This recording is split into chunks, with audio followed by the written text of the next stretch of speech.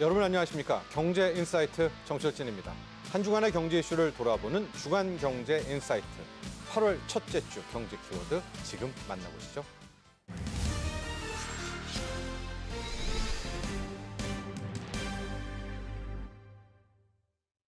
한미 관세 협상 타결의 주역으로 떠오르고 있는 이 마스가 프로젝트. 단순히 관세 문제뿐만이 아니라요. 세계 조선업 판도를 바꿀 수 있다는 분석 나오고 있습니다. 앞으로 이 마스가 프로젝트를 통해서 K조선도 새 역사를 써야 할 것 같은데요. 자, 오늘 이 부분 자세하게 이야기 나눠보겠습니다. 변용진 IM증권 연구위원 함께합니다. 안녕하십니까? 안녕하십니까? 자, 우리 변 위원께서도 이번에 아주 쾌거라고 또 긍정적인 평가를 좀 내리시고 계시는 것 같은데, 자, 일단 이 마스가 프로젝트의 정의 좀 내려보고요. 이게 이제 앞으로 어떻게 미치게 될지 또 향후 파급 효과까지 하나둘 보도록 하겠습니다. 먼저 우리 시청자분들 중에서 어렴풋하게는 알고 계시겠죠. 아, 우리 한국조선과 미국조선이 뭐 힘을 합치는 거야. 정확히 마스가 프로젝트가 뭔지, 뭘 어떻게 하겠다는 건지 좀 함께 설명해 주시죠. 예, 일단은 현재로서는 좀 구체적인 부분이 조금 더 공개가 되어야 되기는 하겠지만은 마스가라는 거는 기본적으로 그 트럼프의 주요 슬로건 중에 하나였던 마가, 거기에다가 쉽빌딩을 더한 겁니다. 그래서 Make American Shipbuilding Great Again의 줄임말이고, 이번에 우리나라와 미국의 그런 관세 협상이 좀 키포인트가 됐었던 한국이 제안한 협상안이다라고 보시면 될 것 같고요. 저 우리가 만든 말이죠?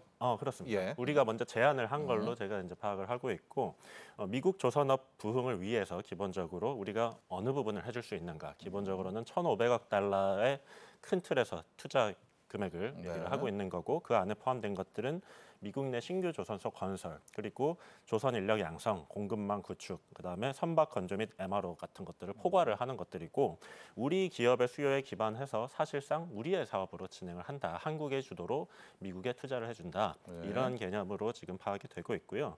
거기에 또 주요 포함된 것들은 국내 조선사의 미국 조선소 인수, 그리고 시설 인프라 투자, 대출까지도 포함이 될 수가 있고, 국내 조선소가 투자한 그 현지 조선소에 선박 수주할 때 선박 금융 보증, 선수금 보증 같은 부분이 포함이 되겠죠. 그리고 나아가서는 자율주행 선박하고 그런 북극 쇄빙선, 이런 미래 투자까지도 포괄하는 굉장히 좀 큰 개념이고, 보증하고 대출이 기본적으로는 좀 많은 비중이 차지할 거라고 생각이 되고요. 하지만 1,500억 달러 중에서요. 그럼요. 예, 200조 원이라는 굉장히 좀 큰 금액이기 때문에 전액을 다 뭐 현물 투자하거나 뭐 이러지는 않을 거고요. 좀 금융이 많이 좀 포함된 걸로 이해를 하고 있습니다. 그리고 하루 이틀의 그런 투자가 아니라 10에서 한 20년 정도까지의 장기 투자일 걸로 일단은 현재로서 파악을 하고 있는 상태입니다. 그렇습니다. 1,500억 달러. 이게 마치 뭐 우리가 미국에 막 다 퍼주는 것은 아니고요. 우리 정부에 따르면은 이게 대출, 또 우리 조선 기업들에 대한 지급 보증, 그렇죠? 이런 게 필요하면 이게 중장기적인 프로젝트니까. 자, 그런 프로젝트인데 실제로 이번 협상단에서 우리는 2천억 달러를 먼저 제안했고, 마지막 코너에 몰렸을 때 이 1,500억 달러 규모의 마스가 프로젝트를 꺼냈고요. 뭐 판넬까지 우리가 덧붙여서 설명을 할 때부터 미국 협상단의 눈빛이 바뀌었다. 그리고 최종 이제 우리 관세가 15%로 타결이 됐다. 뭐 이런 뒷이야기들도 전해지고 있는데요. 자, 위원님, 미국은 왜 이 마스가 프로젝트 때 좀 환호하고 여기서부터 좀 태도가 변했을까요? 미국이 이거를 왜 좋아라 하는지도 한번 보도록 할까요? 아무래도 이게 미국이 가장 가려워하는 부분을 긁어줬다라고 하는데 저는 생각을 하고 있고요. 제가 경제인사이트에 예전에 출연했을 때도 여러 번 말씀을 드렸지만은 현재로서는 미국이 이게 가장 안 되는 부분입니다. 그래서 협상 과정이라는 게 결국은 서로 주고받아야 되는데, 그렇죠. 우리가 가장 잘하고 많이 줄 수가 있고, 그다음에 미국이 가장 못하는 부분이 조선업이라고도 지금 볼 수가 있는 상태입니다. 미국이 전반적으로 뭐 제조업이 뭐 약해진 것들이 있지만 그 중에서도 가장 심각한 게 조선업이고, 현재 전 세계 조선업의 점유율이 1%가 안 되는, 거의 뭐 사실상 없다시피 한 그런 조선업을 가지고 있는데, 경제적인 문제도 있지만 결국은 안보적으로 지금 중국과의 비교를 통해서 중국은 1년에 수천 척의 배를 건조를 하는데 미국은 상업 선박을 작년에 뭐 10척도 짓지를 못했어요. 그래서 만들 수는 있나요? 만들 수는 있습니다. 일부 조선소가 있기는 하고, 함정 같은 경우도 함정만 만드는 조선소들이 있어서, 근데 수량이 절대적으로 좀 부족한 거고요. 지금 중국과의 비교를 통해서는 중국하고 아예 경쟁이 안 되는 수준이기 때문에 이 부분을 중국 다음 가는 지금 전 세계 조선 강국인 한국한테 도움을 바라는 하는 거고 우리가 잘 해줄 수 있는 부분이기 때문에 서로의 좀 니즈가 맞아 떨어졌다라고 보고 있습니다. 예. 특히 이제 미국 해군 쪽에서 지금 미국의 필라델피아에는요, 필리 조선소라는 곳이 있는데 우리의 이제 한화오션, 한화 시스템이 여기를 인수했고 여기를 지금 활력을 하고 있는데 여기를 또 현장 방문했다라고 합니다. 좀 보고 나서 알게 모르게 우리의 기술력도 좀 체크를 했겠죠. 이런저런 모든 것들이 좀 뭐 네. 협력하여 선을 이뤘을까요? 어떻습니까? 여기를 방문하셨던 그 존 펠란 해군성 해군성. 장관분이 그러니까 필리를 방문하기 전에 지난 4월에 한국에 와서 현대중공업하고 한화까지도 방문을 하셨었습니다. 그래서 진해 그쪽이요? 거제하고 거제, 울산을 울산, 방문을 거제, 울산에. 하셨었고 그때 많은 걸 이제 느꼈을 거라고 생각을 하는데 그 한국조선소 잘 되고 있는 거를 보고서 미국에 돌아와서 이 필리조선소를 보니 정말 비교가 많이 됐을 거다라고 생각을 하고요. 저는 5월에 저도 그 필리조선소를 방문을 한 적이 있는데 예. 한우그룹의 초청으로 그 애널리스트들이 다 이제 방문을 했었거든요. 예. 한국하고는 뭐 비교가 안 됩니다. 뭐 설비나 뭐 규모, 뭐 인력 이런 면에서 뭐 사실 한국의 거의 중소형 조선소보다도 훨씬 규모가 작고 낙후된 뭐 50년 이상 된 그런 크레인을 쓰고 있는 그런 조선소거든요. 물론 예. 지금 하나그룹이 이거를 많이 개선을 해주고는 있지만 많은 비교가 됐을 거고 그런 부분이 당연히 정책에 영향을 미쳤을 거라고 생각이 됩니다.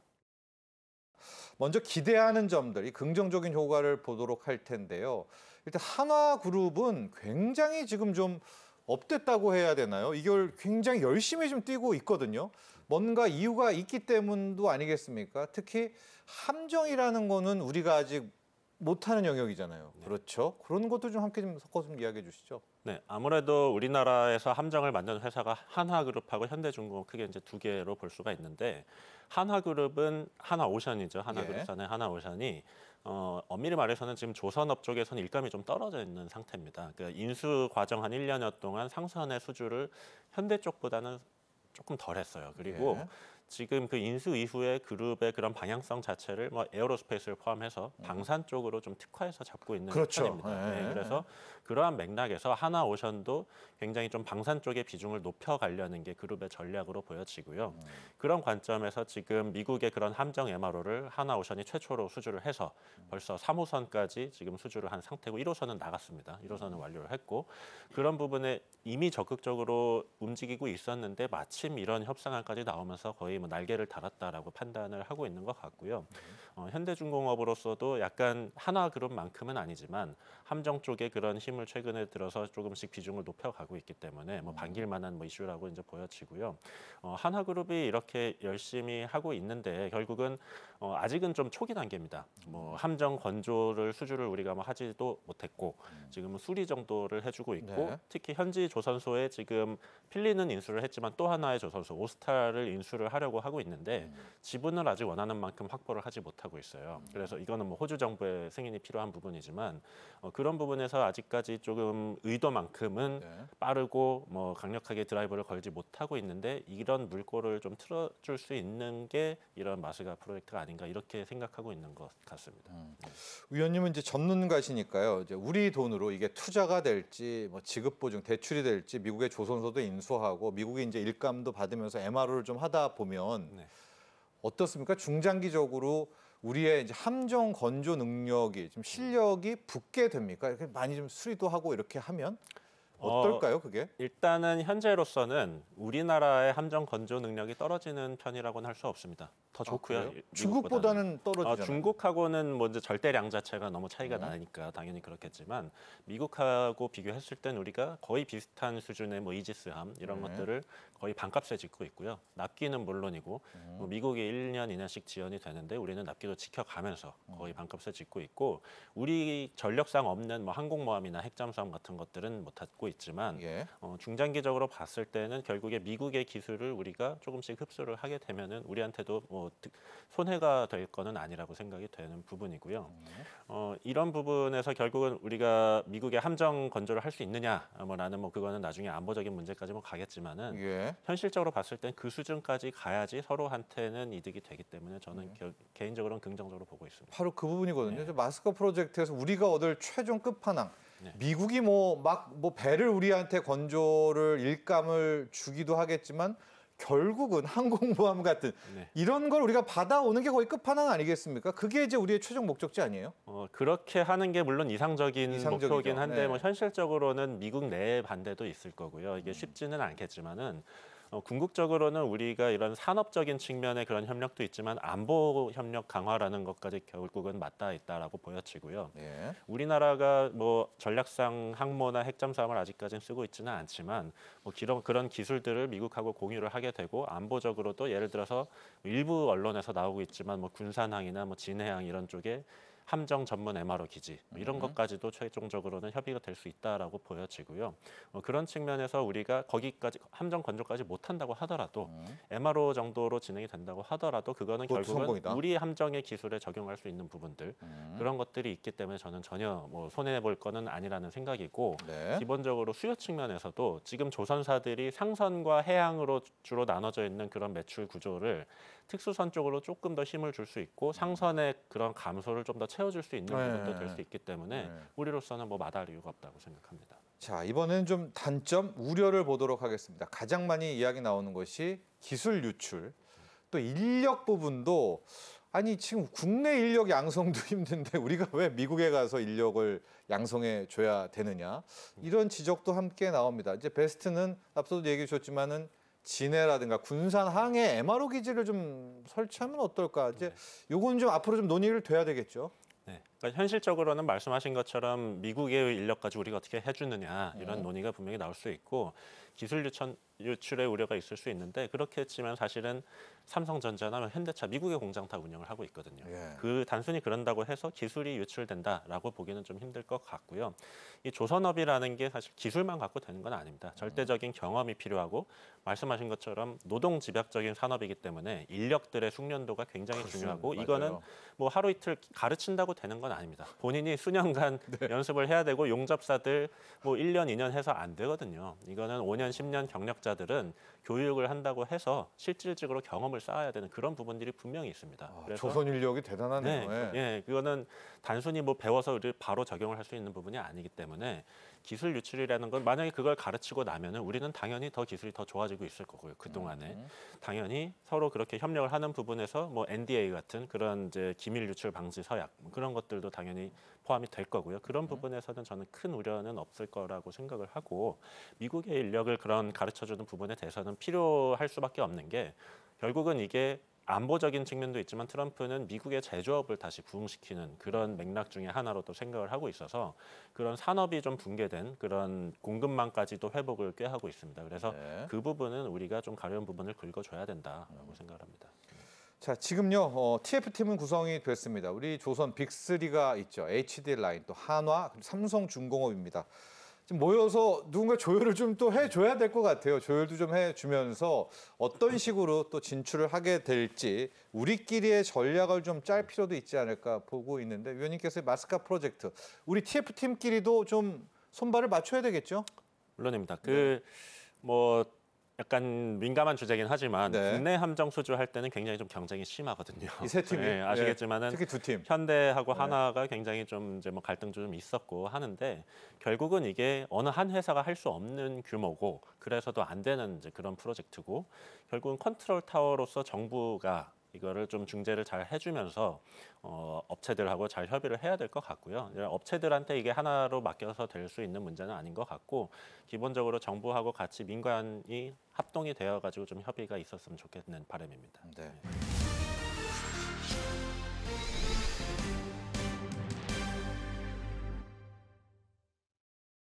팀장님 일단 뭐 미국 시장에서 15%입니다. 한국차, 유럽차, 일본차. 뭐 좀 아쉬운 면도 있다고 해도 불확실성 해소라는 측면에서는 좀 높게 보는 그런 측면도 있더라고요.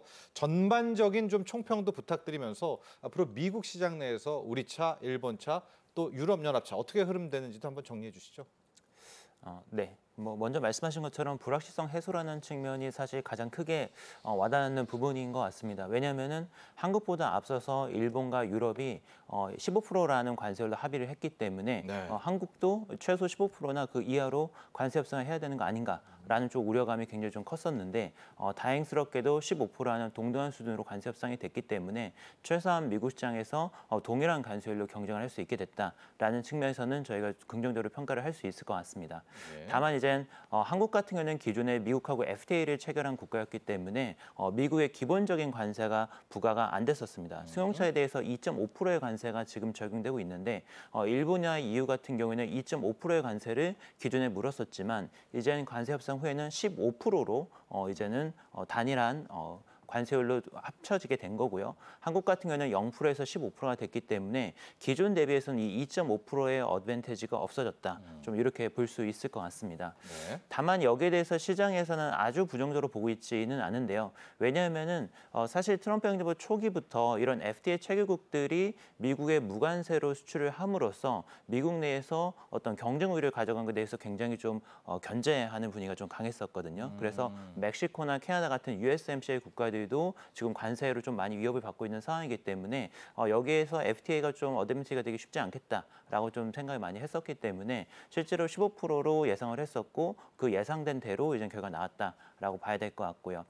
그리고 이제 미국 시장에서 앞으로 좀 장기적인 관점에서 봤었을 때에는 사실 많은 변화가 이제 필요하거든요. 네. 왜냐하면 결국에는 15%라고 하도 이게 굉장히 높은 수준의 관세율이기 때문에 미국에서 수출을 하는 것뿐만 아니라 미국 내에서 현지 생산 비중을 올리고 그리고 미국 내에서 더 많은 부품을 조달하고 이런 변화들을 앞으로 굉장히 드라이브가 걸릴 수밖에 없습니다. 그래서 앞으로 여기에 어떻게 대응에 따라서 각 국가별로 미국 시장 내 점유율이라든지 경쟁 우위라든지 이런 것들이 변화가 나타날 것이기 때문에 굉장히 지금은 종합적으로 상황을 볼 필요가 있다. 2.5%라는 것이 15%란 거에 비해서는 상당히 좀 작은 수치이기도 하고 경제 환경을 좀 볼 필요가 있다라고 생각이 됩니다. 네. 7월 달에 미국 수출을 좀 봤더니 7월엔 이미 25% 품목별 관세를 맞고 있었잖아요.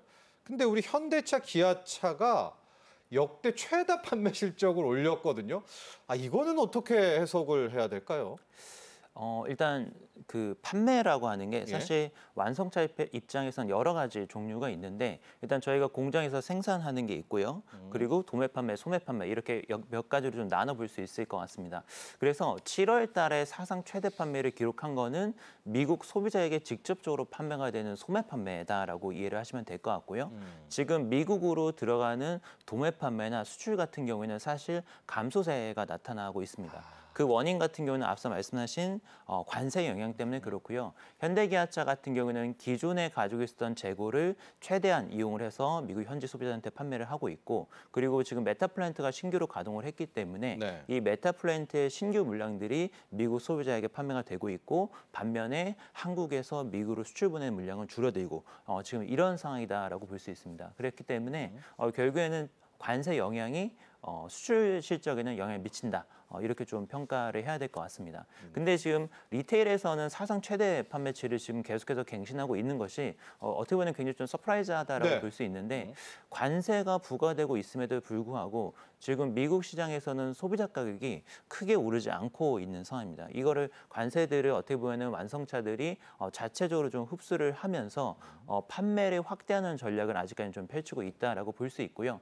7월 달에 현대기아차도 14%, 12% 이렇게 판매가 증가했지만 토요타 같은 경우도 거의 20% 가까이 판매량이 증가를 했고요. 예. 지금 판매가 감소하는 메이커들을 보게 되면은 유럽 쪽에서는 스텔란티스 그리고 마츠다나 뭐 이런 일본 내 중소형 업체들 이런 업체들이 점유율이 좀 빠지고 있는 모습이 나타나고 있습니다. 그래서 저희가 앞으로 예상을 했었을 때 업체별로 이런 관세 부과에 따른 대응 능력이 차별화가 될 것이다. 특히나 시장의 주요 업체들 같은 경우에는 올해 상반기 때도 점유율이 계속해서 올랐고요. 예. 하반기 들어서도 이런 추세는 유지가 되겠지만 뭐 중소형 일본 업체들이라든지 아니면 좀 경쟁력이 떨어지는 유럽 업체들 같은 경우에는 미국 내에서 상당히 좀 고전을 할 거다 이렇게 예상을 하고 있습니다. 일본과 치열한 경쟁이 예상된다 이런 얘기 많이 합니다. 앞서도 우리 팀장님께서도 2.5%그 숨겨진 2.5%가 좀 아쉽기도 하고요. 우리 김영보 실장도 그 부분이 아쉽다라고 이야기는 했는데 어떻게 될까요? 지금 우리는 가격을 올릴 것 같지는 않잖아요. 근데 일본은 좀 오히려 더 유리한 고지라고 봐야 될까요? 한일 간의 미국 내 시장에서 경쟁은 어떤 구도를 보이게 될까요? 사실 일본 업체들이라고 하더라도 일본에서 미국으로 수출 보낸 물량이 아주 많지는 않습니다. 그러니까 예를 들어서 토요타 같은 경우를 봤었을 때 전체 미국에서 판매되는 차량의 약 60에서 70% 정도를 미국 현지에서 생산합니다. 일본에서 보낸 건 20% 정도밖에 안 되는 거죠. 현지화를 많이 진행했네요. 굉장히 많이 진행이 돼 있고요. 예를 들어서 현대차나 기아차 같은 경우도 현대차는 한 50% 정도, 기아는 지금 40% 정도 미국 현지에서 생산을 하고 있고요. 현대차는 이번에 메타 플랜트를 추가로 또 가동을 했기 때문에 50%에서 60%까지도 지금 현지 생산 비중이 올라갈 수 있습니다. 그래서 각각의 국적에서도 많이 수출하긴 하지만 지금 현저율이 굉장히 많이 올라왔다는 점에서 현지 생산 비중을 앞으로 어떻게 가져갈 것인가 이 부분을 좀 눈여볼 필요가 있을 거다라고 생각이 됩니다. 그리고 저희가 사실은 이제 시장을 볼 때 관세라는 가격적인 변수도 굉장히 중요하지만 지금 자동차 업계에서는 기술 변화가 굉장히 좀 빠르게 일어나고 있거든요. 그래서 미국 내에서는 지금 전기차 판매도 굉장히 중요하고 그리고 전기차를 좀 어떻게 보면 브릿지 역할을 해주고 있는 하이브리드 차량 같은 경우도 굉장히 좀 중요한 차종으로 떠오르고 있습니다. 그렇죠. 현대기아차가 지금 판매량이 굉장히 잘 나오는 이유를 생각을 해보면은 뭐 여러 가지 요인들이 있겠지만 하이브리드 차종이 지금 굉장히 잘 팔리고 있습니다. 예를 들어서 뭐 카니발 하이브리드라든지 팰리세이드 하이브리드라든지 이런 중대형 RV 차량에서도 하이브리드 모델들이 많이 추가가 되면서 미국 내 소비자들의 호응도가 굉장히 많이 올라오고 있고요. 특히 현대차는 올해 하반기부터 팰리세이드 하이브리드가 본격적으로 투입이 되기 때문에 상반기보다도 하반기 때 하이브리드 판매 모멘텀이 더 좋을 것 같다. 이렇게 좀 예상이 되고 있습니다. 기아 같은 경우는 텔루라이드를 미국 현지에서 생산하고 있는데 아직까지 하이브리드 모델이 들어가고 있지는 않거든요. 근데 이것도 이제 투입이 되기 시작을 하면서 또 미국에서 또 판매 전기를 맞이할 거다 이렇게 예상이 됩니다. 그래서 결국에는 소비자들이 원하는 다양한 파워트레인의 차종들을 시장에 적시적소에 투입을 할 수 있는가 이런 것도 굉장히 훨씬 더 중요한 부분일 것 중요하다. 같고요. 그리고 뭐 전기차 같이 첨단 기술이 적용된 차종에 있어서 소비자들의 호응도를 이끌어낼 수 있는가 이런 부분에서 또 차별점을 저희가 찾아서 공략을 하면은 뭐 2.5% 관세율 정도는 충분히 극복할 수 있는 어떻게 보면은 기술적인 엣지나 이런 거에 비해서는 관세율 2.5%는 그렇게까지 중요한 변수는 아닐 수도 있다 이렇게 좀 생각을 합니다. 현지화 때문인가요? 그러니까 우리가 2.5를 좀 손해봤다라는 주장도 많이 있지 않았었습니까? 근데 한일 간에 또 자동차 비교를 한 번 더 하면 우리 한국 완성차가 회복 달력성이 더 컸다. 그러니까 일본은 미리 가 있어가지고 좀 덜했다 이런 건가요? 왜 이런 분석이 나오는 거죠? 사실상 네. 그 어떤 일본과 한국이 비교했을 때 누가 유리하다, 누가 불리하다 이거를 따지는 게 큰 의미는 지금은 없다라고 생각합니다. 왜냐하면 그 굉장히 2.5 좀 차이가 미미한 차이다라고 볼 수 있고요. 예. 오히려 그리고 지금 미국에서는 많이 언급이 되는 게 미국에 수입되는 모든 차량 부품들과 철강, 알루미늄 이런 것들에 대해서 지금 다 관세가 부과가 되잖아요. 그렇기 때문에 수입차에 대해서 관세를 부과한다 하더라도 사실상 미국 현지에서 생산 조달의 원가가 올라가기 때문에 오히려 현지 생산에 더 불리한 거 아니냐 이렇게도 지금 얘기가 되고 있는 상황입니다. 예. 그래서 이게 단순히 자동차에만 관세 부과가 되는 게 아니라 전방위적으로 지금 관세 부과가 이루어지고 있기 때문에 미국 현지 생산이라 하더라도 원가 부담이 굉장히 많이 올라오고 있는 것 이것도 저희가 좀 고려해야 될 포인트입니다. 그래서 이 현지화율을 지금 어떻게 되느냐를 가까이 업체들이 비교를 해보면은 사실 GM이나 포드 같은 미국 업체들조차도 모든 걸 다 미국에서 생산하는 게 아니라 그렇죠. 외부에서 다 수입을 해오거든요. 그래서 지금 이 업체들도 우리는 지금 수입 때문에 관세 부담이 너무 커져가지고 제조 원가가 너무 올라간다. 이렇게 얘기를 하면서 지금 굉장히 또 불만을 좀 표시를 하고 있는 상황입니다. 업체별로 차이가 있지만 현대기아차 같은 경우는 전반적으로 한 약 50% 정도 지금 현지화율이 이루어져 있는 예. 상황이고요. 몇몇 일본 업체들은 이거보다 좀 높긴 하지만 뭐 대동소이한 상황이고 뭐 GM이나 포드 같은 경우에는 사실 어떻게 보면은 USMC를 이용해서 멕시코에서 또 굉장히 많이 부품을 수입을 해옵니다. 근데 지금 멕시코는 지금 아직 위태롭잖아요. 예. 그렇죠. 관세가. 뭐 멕시코를 지금 단계적으로는 이제 무관세 혜택을 주고 있긴 하지만 결국에는 미국 내로 생산 기지를 옮기려면 멕시코도 관세 부과를 해야 되거든요. 그렇죠. 그럼 이렇게 되면 또 GM 포드가 오히려 더 많이 손해를 볼 수도 있는 거죠. 그렇기 때문에 이게 지금 굉장히 복합적인 이슈가 있는 부분이다라고 저희가 좀 보고 있고요. 앞으로 경제 환경은 굉장히 좀 다이나믹하게 변화를 할 거다. 누가 유불리하다를 이 15% 하나만 가지고서는 좀 따지는 거는 그렇게 큰 의미는 없을 것 같습니다. 예. 그럼 이건 어떤가 좀 설명 좀 부탁드립니다. 지금 현대차, 기아차는 15% 관세를 맞았지만 이거를 판매가의 전가하지는 않겠다라고 이야기를 했잖아요. 네. 그럼 누군가는 제조업 쪽에서 소외를 봐야 되는데 손실을 이거를 이제 아랫단에 있는 부품 업체들에게 부담 전가를 할 수 있지 않겠는가 완성차에서 이런 사안들은 가능성이라든가 어떻게 바라보고 계십니까? 일단 그 가격 인상 부분에 대해서 말씀을 드리면은 네. 사실 그 관세 협상이 이루어지기 전까지는 가격 인상이 어떻게 보면 금기어처럼 좀 여겨졌었어요. 왜냐하면은 가격 인상을 한다라고 미리 얘기를 하게 되면은 관세 협상 자체에 영향을 미칠 수 있다라고 판단을 했기 때문에 어떤 관세 협상 이후의 대응책에 대해서는 굉장히 좀 로우키로 네. 직접적으로 언급을 좀 삼가는 측면이 있었습니다. 그래서 대부분의 업체들이 일단은 가격 안 올리고 관망을 하겠다라고 말하는 게 대응책이었던 것 같아요. 근데 문제는 뭐냐면은 아까 말씀드린 것처럼 이게 전방위적으로 모든 업체들의 생산 원가가 올라갑니다. 몇몇 업체들만 원가가 올라가는 거라고 한다면 시장 가격에 전가를 시킬 수 없지만 지금 뭐 GM, 포드부터 뭐 글로벌 업체들이 다 원가가 올라가는 상황에서 이거는 가격으로 당연히 전가가 될 가능성이 굉장히 높을 수밖에 없죠. 그럼 가격 인상 가능성이 있나요? 가격 그렇죠? 인상을 할 거다라고 생각을 하고 있고 예. 다만 이제 그 폭에 대해서는 조금 초기에는 아주 강하게 한 번에 올리기보다는 뭐 1, 2%씩 올리고 뭐 추가적으로 또 1, 2%씩 오르고 이런 식으로 점진적으로 가격 인상 효과가 나타날 거다. 나타날 수밖에 없다라고 보고 있습니다. 예. 거기에 추가적으로 저희가 지금 완성차들의 수익 구조 모델을 보게 되면은 과거에는 사실 차를 팔면은 그걸로 끝이었었죠. 완성차를 판매를 하는 식으로 수익 구조가 있었는데 지금은 서브스크립션 모델도 굉장히 많이 도입이 되고 있습니다. 예를 들어서 커넥티드 카 서비스를 네. 한다라든지 아니면은 자율주행 관련해서 구독 모델을 가져간다든지 다른 서비스를 통해서 또 수익을 올릴 수 있는 구조가 있기 때문에 이런 부분들도 좀 앞으로 적극적으로 활용을 하면서 어떻게 보면은 당장의 차량을 판매하는 판매 가격보다는 이런 옵션이나 서비스를 통해서 수익성을 도모하는 전략을 또 도입할 수 있거든요. 그래서 가격 인상을 안 하겠다라고 하는 거는 관세 전에 이제는 영향을 미치지 않기 위한 코멘트다라고 생각을 하고 있고 네. 앞으로는 가격 인상이 또 본격적으로 논의가 되지 않을까라고 생각을 합니다. 예. 다만 이젠 그렇다고 해서 부품사들한테 부담이 없는 거냐라고 하면은 부품사들은 부품 관세가 또 있기 때문에 여기에 대해서 부담을 좀 질 수밖에 없습니다. 현재 단기적으로는 완성차들이 그 부담을 다 흡수를 해주고 있지만 올해 하반기 시점에서는 판매 단가 협상이 분명히 있을 거기 때문에 부품사들도 일정 부분 그 부담을 같이 짊어질 수밖에 없는 것은 사실인 것 같습니다. 사실이다. 그러나 가격 인상이 있기 때문에 우리가 아는 것처럼 뭐 완전히 막 부품사들에게 다 떠넘기지는 않을 것이다. 또 이런 전망까지 해주셨고요. 미국 자동차 빅3의 이면도 함께 살펴보도록 하겠습니다. 포드 같은 경우에는 이번에 15% 관세율 정해졌을 때 유감이다. 반면에 이 GM, 제너럴 모터스는 환영한다.